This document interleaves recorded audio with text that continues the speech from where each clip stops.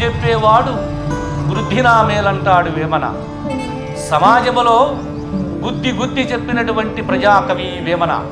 వృత్తి ధర్మాన్ని, గురు ధర్మాన్ని మహోన్నతంగా వివరించారు వేమన.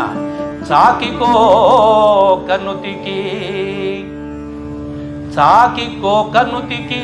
చికాకు పడజేసి మైలెల్ల ఉచ్చి మంచి మడుపు చేయో.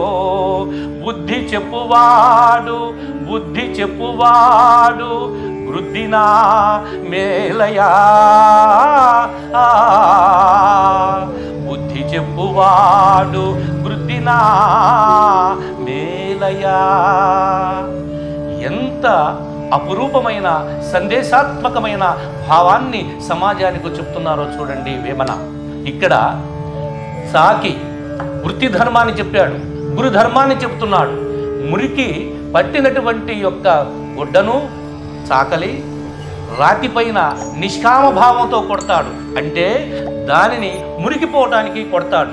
అలానే గురువుగారు కూడా తన విద్యార్థిని వివేకవంతునిగా, విజ్ఞానవంతునిగా తీర్చిదిద్దే ప్రయత్నములో దండనను విధించిన గురుభక్తితో మెలిగినటువంటి వారే పరిపూర్ణమైన విద్యను అభ్యసించగలరని సమాజానికి గురు శిష్యుల బంధాన్ని, వృత్తి ధర్మాన్ని చెప్పినటువంటి మహానుభావుడు వేమన.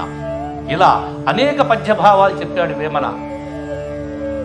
మనము ఎంత ప్రతిరోజు గుర్తించుకోవాల్సినటువంటి ఒక గొప్ప సూక్తి. అనువుగాని చోట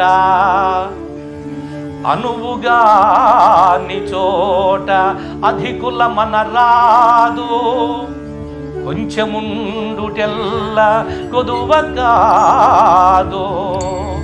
కొండ అద్దమందు కొంచెమై ఉండదా, విశ్వదాభిరామ వినురవేమా.